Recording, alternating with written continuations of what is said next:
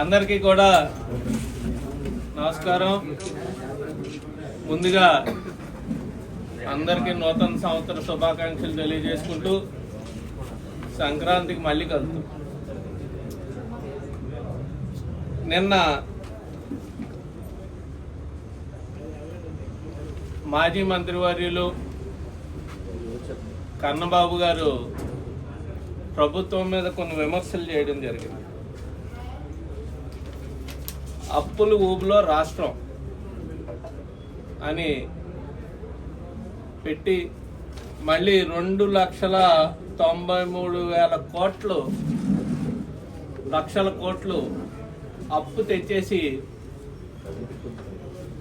ఏం చేశారు, ఈ రాష్ట్రాన్ని రాష్ట్ర ప్రజలను అప్పుల ఊబిలో కూర్చేస్తున్నారని పెద్దలు మాట్లాడుతూ చెప్పడం జరిగింది. దాంట్లో భాగంగానే ఇది చాలా హాస్యాస్పదం. చంద్రబాబు నాయుడు గారు, లోకేష్ గారు విదేశీ పర్యటన రాష్ట్రాన్ని గాలికి వదిలేసి విదేశీ పర్యటనకి వెళ్ళిపోయారు అన్నాం. ఎందుకంటే నాకు ఇప్పటి వరకు కూడా కన్నబాబు గారు చాలా తెలివైనోడు. మీ సంస్థలోనే ఈనాడులోనే విలేకరుగా మంచి అనుభవంతో ఏం మాట్లాడినా సరే ఆలోచించి మాట్లాడతాడు. ఏ చెప్పినా సరే ఆలోచించి చెప్తారు. ఏ విమర్శ అయినా సరే సద్విమర్శగా ఉంటుంది అని నా పర్సనల్ ఒపీనియన్. జనరల్గా ఆయనకి నాకు ఉన్న పరిచయాన్ని బట్టి పర్సనల్ ఒపీనియన్. ఈ ఒక్కొక్క దాని మీద నేను క్లారిటీ ఇవ్వదలుచుకున్నాను. ఈ అప్పుల ఊబిలో కూరుకుపోయిన అప్పుల ఊబిలో నెట్టేసేరు అనడానికి గత ప్రభుత్వం 14 నుంచి 19 వరకు కూడా 5 లక్షల కోట్ల రూపాయలు 19కి దిగిపోయేటప్పటికి 5 లక్షల కోట్ల రూపాయలకి రాష్ట్రానికి అప్పు ఉంది. అంతకుముందు 1,25,000 కోట్ల అప్పుతో కలిపి 5 లక్షల కోట్ల రూపాయలు. మీ ప్రభుత్వం 24కు దిగేటప్పటికి 12 లక్షల కోట్ల రూపాయలు పైచిలకు అప్పు. ఈ 1,25,000 పోను ఉన్న 3 లక్షల చిల్లరకి కూడా ఆ రోజున పోలవరాన్ని 70% పూర్తి చేయడం జరిగింది. ఆ రోజున రాజధాని నిర్మాణం శరవేగంగా చేస్తూ రోడ్ల నిర్మాణం చేసుకుంటూ వివిధ రకాలైన సంస్థలకి 4,500 డిపార్ట్మెంట్లకు సరిపడా క్వార్టర్స్ని 90% పూర్తి చేయడం జరిగింది.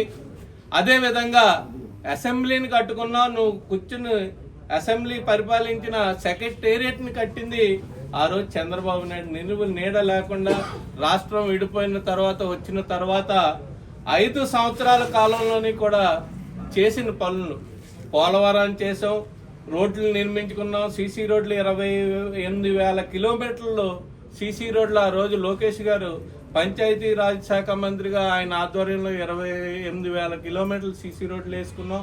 అలాగే బీటీ రోడ్లు వేసుకున్నాం.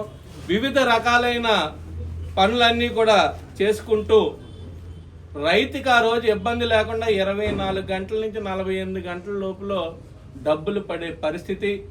1వ తారీఖుకి పెన్షన్ 1,000 రూపాయల పెన్షన్ 2,000 చేసింది చంద్రబాబు నాయుడు గారు. ఆ 2,000ని 3,000 చేయడానికి 3 దఫాలు 4 దఫాలు 100, 50, 250 పెంచుకుంటూ 5 సంవత్సరాలు గడిపిన తీరు నీదైతే ఒకేసారి 2,000 రూపాయలు చేయడం, మళ్ళీ వచ్చిన తర్వాత దాన్ని 4,000 రూపాయలు చేసిన ఘనత కూడా చంద్రబాబు నాయుడుది, కూటమి ప్రభుత్వాన్ని. ఆ రోజు లెక్కల ప్రకారం మేము దీనికి ఖర్చు పెట్టామని బల్లగుద్ది ధైర్యంగా చెప్పే పరిస్థితి. ఇది నేను చెప్పేది ఒక కన్నబాబు గారికే కాదు, వైసీపీ నాయకులు ఎవరైనా సరే మాట్లాడే వాళ్ళందరికీ కూడా ఇది నా సమాధానంగా చెప్తున్నాను. ఎందుకంటే ప్రతిదీ కూడా కాగ్ లెక్కల ప్రకారం చూసుకున్నా, ఏ లెక్కల ప్రకారం చూసుకున్నా ప్రతి దాన్ని కూడా సంక్షేమాన్ని, అభివృద్ధిని కూడా రెండింటిని కూడా పరుగులు పెట్టించుకుంటూ రాష్ట్రాన్ని అభివృద్ధి చేసిన పరిస్థితి 14 నుంచి 19 వరకు ఉంటే 19 నుంచి 24 వరకు మీ పరిపాలన. 7 లక్షల కోట్ల రూపాయలు పైచీలకు అప్పు చేసి అరకొర సంక్షేమాలతోటి ఈ రాష్ట్రాన్ని అప్పులు ఊబిలో కూర్చేసింది వైసీపీ ప్రభుత్వం కాదా అని నేను అడుగుతున్నాను. 3,500 కోట్ల రూపాయల మద్యంలో అవినీతి చేసింది ఈ వైసీపీ ప్రభుత్వం కాదా? ఆ రోజు అమ్మిన మద్యం కూడా ఏంటండి, మీ సొంత బ్రాండ్లు. ఏదైతే సీసాలు వేసి అమ్మేసేవారు ఏ బ్రాండు కూడా ఆరోగ్యానికి పాడు చేసే విధంగానే అన్ని బ్రాండ్లు కూడా ఉండి కొన్ని లక్షల కోట్ల రూపాయలు ఈ మద్యం ద్వారా దోచేసిన పరిస్థితి మీ వైసీపీ ప్రభుత్వం. అదే కాకుండా ఫస్ట్ మీరు సీఎంగా ప్రమాణ స్వీకారం చేసిన తర్వాత ఫస్ట్ క్యాబినెట్లో మీరు తీసుకున్న నిర్ణయాలు ఏంటండి? రాజధాని అభివృద్ధి గురించి వివిధ రకాలుగా కనెక్టివిటీ రోడ్లు అన్ని దశల్లోనూ అన్ని వైపుల నుంచి కూడా ఆ రోజు మంచి ఆలోచనతోటి చంద్రబాబు నాయుడు గారు తీసుకున్న నిర్ణయాన్ని ఫస్ట్ క్యాబినెట్లో మీరు రోడ్లు అన్నిటిని కూడా వెడల్పు రోడ్లు కుదించేశారు. రమారమి 250 కిలోమీటర్ల రోడ్లని కుదించి నిర్ణయం తీసుకోలేదా? ఇది రికార్డెడ్గా ఉంటుంది, చూసుకోండి. నేను వేగ్గా మాట్లాడేది కాదు. ఇది ప్రభుత్వం ఏ నిర్ణయం తీసుకున్నా, ఏ సమస్య మీద పోరాడినా, ఏది తీసుకున్నా సరే ప్రతిదీ కూడా రికార్డెడ్గా ఉంటుంది. అదే కాదు, తర్వాత ప్రజావేదికని కూల్చేశారు. ఆ ప్రజావేదిక ఎవరిదండి? రాష్ట్ర ప్రభుత్వం డబ్బులతో ప్రజల సొమ్ముతోటి ప్రజావేదికని ఒక సీఎం గారి ఇంటి పక్కన, అక్కడ ఆ రోజు సీఎం చంద్రబాబు నాయుడు గారి ఇంటి పక్కన ప్రజావేదికని నిర్మించి ప్రతి కార్యక్రమాన్ని కూడా అక్కడ ఐఏఎస్ఎల్ తోటి, ఐపీఎస్ఎల్ తోటి, అఫీషియల్స్ తోటి అందరితోటి కూడా మీటింగ్ పెట్టి రాష్ట్రానికి ఏం చేద్దాం, ప్రజలకు ఏం చేద్దాం అన్న ఆలోచనలు చేయడానికి ఒక మీటింగ్ పెట్టడానికి ప్రజావేదికని నిర్మిస్తే రమారమి 12 కోట్ల రూపాయలు. అది ఆ ప్రజావేదికని కూల్చేసిన పరిస్థితి మీది కాదా? ఒకటి, ఆయన చాలా ముందు చూపుతోటి బోల్ట్, అది మొత్తం అంతా కూడా బోల్ట్ ఫిట్టింగ్ తోటి తీసేసుకుంటే మళ్ళీ వేరే చోట బిగించుకోవడానికి తీసుకుంటే రమారమి 8 కోట్ల రూపాయలు పైచీలకు మనకి దానికి వ్యయం మిగిలే పరిస్థితి నుంచి రాత్రి 10 మిషన్లో 15 మిషన్లో పెట్టి నేను కూడా చూడడం జరిగింది. నైట్ మొత్తం కూడా కూల్చేయడం జరిగింది. అది ఎవరి సొమ్ము? అది ప్రజల సొమ్ము కాదా? అది మీకు ఉపయోగపడే తీరులో లేదా? అది మీరు కూడా వాడుకోవచ్చు. దాన్ని కూడా ఆలోచన లేకుండా మీరు దాన్ని కూల్చేయడం జరిగింది.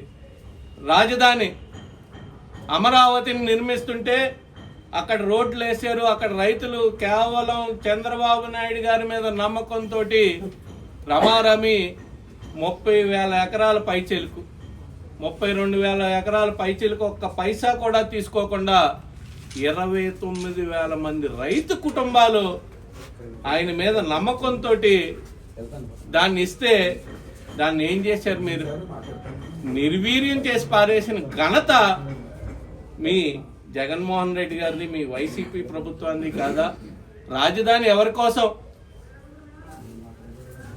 ఈ రాష్ట్ర ప్రజల గురించి. ఈ రాష్ట్ర ప్రజలు అక్కడి నుంచి బాగోగులు చూడడానికి ప్రభుత్వం నిర్మించుకునే రాజధాని అది. దాన్ని కూల్చేయడం జరిగింది.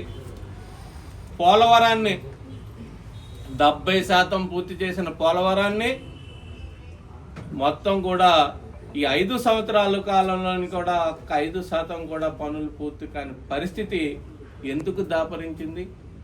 మీ అనాలోచిత నిర్ణయాల వల్ల కాదా? ఈరోజు పోలవరం పూర్తయి ఉంటే కొన్ని లక్షల యూనిట్ల కరెంటు ఉత్పత్తి జరిగేది. కొన్ని లక్షల మందికి ఉద్యోగ అవకాశాలు కలిగి ఉండేవి.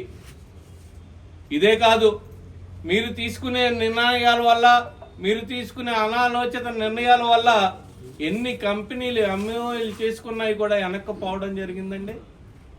మళ్ళీ ఈరోజు అదే చంద్రబాబు నాయుడు గారి మీద నమ్మకంతో మొన్న వైజాగ్లోని 11,000 కోట్ల రూపాయలు, లక్షల కోట్ల రూపాయలు ఎంఓయూలు చేసుకుని కంపెనీలు ముందుకు రావడానికి ఈరోజు ఎందుకున్నాయి? ఆ రోజు మీ మీద నమ్మకం లేక, ఈరోజు మళ్ళీ నమ్మకం ఉండి చంద్రబాబు నాయుడు గారి మీద నమ్మకంతో ఆ రోజు ఆ ఎంఓఎల్ కంటిన్యూ చేసినట్టయితే ఈ పాటికి కొన్ని లక్షల మందికి ఉపాధి కలిగే అవకాశం ఉండేదా లేదా? వాటిని అన్నింటినీ కూడా దూరం చేసిన పరిస్థితి మీది కాదా? అదేవిధంగా ఏ రోజు కూడా ఈ రాష్ట్రం ఏర్పడిన తర్వాత నాకు తెలిసి గవర్నమెంట్ ఉద్యోగం అనే వాళ్ళు ప్రతి ఒక్కరికి కూడా 1వ తారీఖు జీతాలు పడే పరిస్థితి.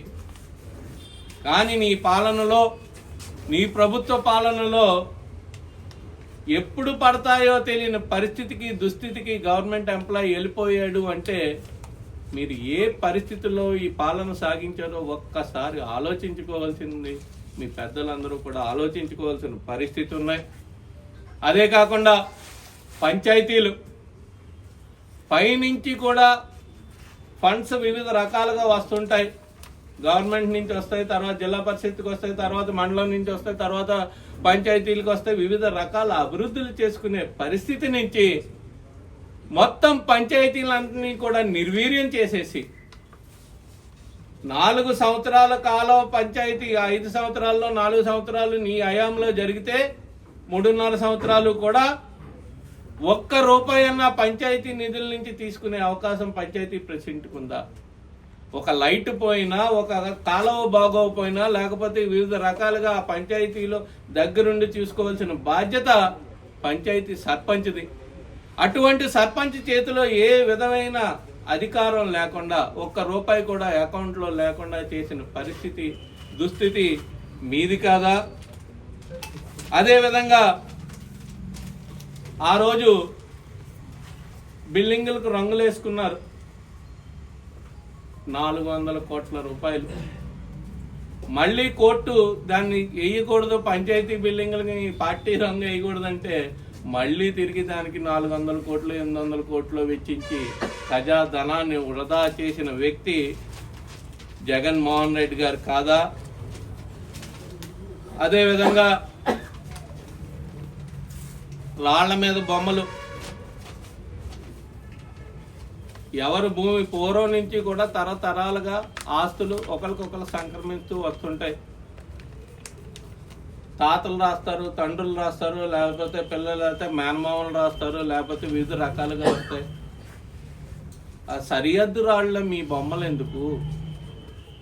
పోనీ సరిహద్దు రాళ్ళలో బొమ్మలు వేసుకున్నారు. సరిహద్దు రాళ్ళు ఎప్పుడు పూర్వం నుంచి ఈ రోజు కూడా ఒక అక్కడ కొలిసేవాళ్ళు వెళ్తే వాడికి తెలుస్తుంది, ఆ పక్కన ఎన్ని తుప్పలు ఉన్నా సరే ఇక్కడ రాయి ఉంది తవ్వండి అంటే ఒక 5 అడుగులు అటు ఇటులో పాత రాయిలు అన్నీ ఉంటాయి. అవన్నీ తీసేసి సరిహద్దు రాళ్ళలోని మళ్ళీ ఇచ్చిన సైట్ల మీద, పాస్బుక్ల మీద మీ ఫోటోలు వేసుకుని ఎవరు ఆస్తుల మీద మీ ఫోటోలు వేసుకుంటారు? ఎవరు జనాలు మిమ్మల్ని ఎందుకు సేదరించుకున్నారు? ఆ రోజు తీసుకున్న మీ అనాలోచిత నిర్ణయాల వల్ల కదా. ప్రతి ఓడి ఆస్తి మళ్ళీ ఒక 6 నెలల్లో మళ్ళీ చెక్ చేసుకోకపోతే అది డిస్ప్యూట్లో పడిపోద్ది అనే పరిస్థితి వచ్చేస్తే ఏం జరుగుతుంది మీ పాలనలోని? హౌస్ సైట్లు చాలా మంచి నిర్ణయం నిజంగానేది. ఆ రోజు రమారమి 32 లక్షల మందికి లబ్ధిదారులకు మీరు హౌస్ సైట్లు ఇచ్చే నిర్ణయం చాలా మంచిది. కానీ దాంట్లో జరిగిన అవినీతి చూసుకున్నట్టయితే లక్షల కోట్ల రూపాయల అవినీతి. ఏ రూపంలో అవినీతి అంటే, హౌస్ సైట్ ఇచ్చింది అంటే ఆ గ్రామానికి ఆనుకుని ఒక 500 మీటర్లో, లేకపోతే 300 మీటర్లో, లేకపోతే 200 మీటర్లో ఏది అనువుగా ఉంటే దాన్ని గవర్నమెంట్ తీసుకుని ఆ లబ్ధిదారుడికి హౌస్ సైట్ ఇవ్వాల్సిన పరిస్థితి నుంచి, ఎక్కడున్న రేట్ని ఎక్కడో 4-5 కిలోమీటర్ల తర్వాత కూడా ఈ రేట్ని చూపించి అక్కడ తీసేసుకుని ఆ రూపంలో ఇప్పటికీ కూడా 90% హౌస్ సైట్లు నిరుపయోగంగా పడిన ఘనత మీ ప్రభుత్వాన్ని కాదా? దాంట్లో జరిగిన అవినీతి అంతా ఇంత కాదు. మళ్ళీ ఎన్ఆర్జీఎస్ నుంచి ఎకరానికి 8 లక్షలు 10 లక్షలు అడుక్కు హైట్ చేయడానికి ఎన్ఆర్జీఎస్ నుంచి అలా పైన మట్టి జల్లేసి కొన్ని లక్షల కోట్ల రూపాయల అవినీతి జరిగిన మాట వాస్తవం కాదా? ఇటువంటి అవినీతి మరకలన్నీ అంటించుకుని ఆంధ్ర రాష్ట్ర ప్రజలతోటి చేదరించుకుని 151 సీట్ల నుంచి 11 సీట్లకి పడిపోయింది అంటే నీ పరిపాలనా విధానం ఏ విధంగా సాగితే ప్రజలు చేదరించుకున్నారో ఒక్కసారి ఈ వైసీపీ నాయకులందరూ కూడా ఆలోచించుకోవాల్సిన అవసరం ఉంది. ప్రతి ప్రభుత్వానికి కూడా ప్రతిపక్షం ధీటుగా ఉండాల్సిన అవసరం ఉంది. ఈ రోజుకి కూడా అసెంబ్లీలోకి ఒక్క ఎమ్మెల్యే కూడా అడుగు పెట్టలేదు అంటే ఎందుకు పెట్టట్లేదు? మీరు ఏంటి మీ భయం? ఒక్కడున్నా కూడా అసెంబ్లీలోకి అడుగు పెడతారు. గతంలో చూసుకున్నట్టయితే బీజేపీ ఒకే ఒక్క ఎంపీ, 2 ఎంపీలు, ఆ 2 ఎంపీలు కూడా అన్ని 100 మందితోటి పోరాడిన చరిత్ర చూడలేదా మీరు? ఇక్కడ 11 మంది ఉన్నా ఏం చేస్తారు? మీ విమర్శ అన్నది సద్విమర్శ అయి ఉండాలి. మీ అడిగే ప్రతి ప్రశ్న కూడా ఈ రాష్ట్ర ప్రజలకు ఉపయోగపడే విధంగా ఉండాలి. అటువంటి ప్రతిపక్ష పాత్ర పోషిస్తే మళ్ళీ ఎప్పటికైనా మిమ్మల్ని ఈ జనం ఆదరించొచ్చేమో ఒక్కసారి చూసుకోండి. ఎమ్మెల్యే పదవి అన్నది ఒక అదృష్టం. నిజంగా అందరినీ అసెంబ్లీలోకి వెళ్ళనివ్వరు కదా, ఎమ్మెల్యే అయితేనే వెళ్ళనిస్తారు. వా కాలాన్ని కూడా వృధా చేసి ఉన్నా నీకే మీ జగన్మోహన్ రెడ్డి గారికి అయితే వెళ్ళడానికి ఇబ్బందికరంగా ఉందేమో కానీ ఉన్న 10 మంది కూడా వెళ్ళాలన్న తాపత్రయం ఉంటుంది నిజంగానే. మళ్ళీ వాళ్ళు ఓడిపోతే మళ్ళీ అసెంబ్లీలోకి రానివ్వరు. మొన్న 5 సంవత్సరాలు మేము రాలేదు, ఇప్పుడు మమ్మల్ని కూర్చోబెట్టండి అంటే ఎవ్వరూ కూర్చోబెట్టరు. ఉన్న అవకాశం ఉన్నప్పుడే ప్రజల గురించి పోరాడాల్సిన అవసరం ఉంది. ప్రతిపక్షమైనా స్వపక్షమైనా సరే ప్రజలకు ఉపయోగపడే విధంగా మన నిర్ణయాలు ఉండాలి. ఆ విధంగా మీరందరూ కూడా ఉన్నప్పుడే మళ్ళీ ఎప్పటికైనా వచ్చే అవకాశం ఉందేమో ఒక్కసారి ఆలోచించుకోండి. కన్నబాబు గారికి మా నాయకుడి గురించి విదేశాలు వెళ్ళిపోయాడు అన్నారు. విదేశాల్లో కూడా కాదు, అంతరిక్షాల్లో ఉన్నా సరే టెలికాన్ఫరెన్స్ తీసుకుంటాడు మా నాయకుడు. ఎక్కడున్నా సరే మరి అక్కడ పడుకుంటారో లేదో సరే తెలియదు కానీ ఎప్పుడు కూడా ఇంచుమించు రోజుకి 2-3 టెలికాన్ఫరెన్సులు తీసుకుంటాడు ఆయన. అధికారులతో తీసుకుంటాడు, ఇంపార్టెంట్ నాయకులతో తీసుకుంటాడు, మరీ అవసరమైతే కింద స్థాయి నాయకుల వరకు కూడా తీసుకునే పరిస్థితి ఉంటుంది. మోటివేట్ చేసి ముందుకు పంపించే పరిస్థితి ఉంటుంది. ఇద్దరు కూడా లోకేష్ గారు వెళ్ళిపోయారు అన్నారు, చంద్రబాబు నాయుడు గారు వెళ్ళిపోయారు అన్నారు. కన్నబాబు గారు మరి అన్నీ తెలిసి ఎందుకు మాట్లాడుతున్నాడో నాకు తెలియదు కానీ ఆ విధంగా ఎప్పుడూ కూడా ఉండే పరిస్థితే ఉంటుంది మా నాయకులకి ఖచ్చితంగాని. మీ నాయకులాగా 5 సంవత్సరాలు కూడా ఏం ప్యాలెస్ జగన్ గారిది తాడేపల్లి ప్యాలెస్ లో ఉండిపోయి 5 సంవత్సరాల్లోని కూడా 5 కిలోమీటర్లు 10 కిలోమీటర్లు వెళ్ళడానికి హెలికాప్టర్ వాడి, లేకపోతే వైజాగ్ వెళ్తే 2-3 సార్లు నేను ట్రాఫిక్ లో కూడా ఇరుక్కుపోయాను. వైజాగ్ ఏంటంటే ప్రోగ్రామ్ జగన్ గారి ప్రోగ్రాం అన్నారు. ఆ ఎయిర్పోర్ట్ దగ్గర నుంచి కూడా అటు ఇటు డేరాలు కట్టేసి జనాలను ఎవరిని కూడా వెళ్ళనివ్వకుండా చేసేస్తే చాలా మంది ఎయిర్పోర్ట్కి వెళ్ళే వాళ్ళు కూడా గొడవ దిగిన పరిస్థితులు వాస్తవం అయ్యి వచ్చే టైంకి ఆయనకి ఇచ్చే విలువ ఇచ్చే సహజం. అది ఎవరైనా సరే ముఖ్యమంత్రి ఆ టైంకి సకాలంలో చేరాలి కాబట్టి, సకాలంలో పరిపాలన చేయాలి కాబట్టి ప్రతి ముఖ్యమంత్రికి ప్రతి మంత్రికి ఆ ప్రోటోకాల్ ఉంటుంది. ఆ టైంలో తీసుకోవాల్సిన పరిస్థితి నుంచి రేపు ఎప్పుడో వస్తాడంటే ఈ రోజు నుంచి కూడా ట్రాఫిక్ ఆంక్షలు పెట్టేసి అటు ఇటు కూడా ఇది చేసేసి మొత్తం అంతా కూడా చేసేసిన పరిస్థితి మీ జగన్ గారిది కదా. అటువంటి పరిపాలన చేశారు కాబట్టే ఈ రోజున 11 సీట్లకు పరిమితం చేశారు. గొప్పగా చెప్తున్నాను. ఈరోజు నేను కూటమి ప్రభుత్వం ఏర్పడి 18 నెలలు అయిన తర్వాత ఈ 7 లక్షల కోట్ల రూపాయలు ఈ రోజుకి ఆ రోజు గతంలో 7 లక్షల కోట్ల రూపాయలు చేశారు. ఈరోజు 2,93,000 కోట్లు అన్నది అవాస్తవం. ఇది 1,19,000 937 కోట్ల రూపాయలు ఈ రోజుకి కూడా అప్పు చేసింది 18 నెలల్లోనే. తప్పులు చేస్తున్నారు అందులో. దీంట్లో 2 లక్షల కోట్ల రూపాయలు మీరు దిగేటప్పటికి వివిధ రకాలైన అప్పులు ఉండిపోయి అక్కడ పెండింగ్ బిల్స్ ఇచ్చుకుంటూ పరిపాలన సాగించుకుంటూ, ఇక్కడ మీరు అర్థం చేసుకోవాల్సింది ఒకటే, ప్రభుత్వం అన్నది జనరల్ గా ఏ ప్రభుత్వం ఏర్పడినా సరే సర్క్యులేషన్ అది. కానీ మీ ప్రభుత్వం ఏర్పడిన తర్వాత తెలుగుదేశం ప్రభుత్వంలో ఏర్పడిన బిల్లులన్నీ కూడా ఆపేసిన ఘనత మీది. కానీ మీ 2 లక్షల కోట్ల రూపాయలని కూడా ఈ రోజు ఇచ్చుకుంటూ ముందుకు సాగుతూ ఈ 1,93,000 కోట్లలోని కూడా సూపర్ 6 అమలు చేయడం జరిగింది.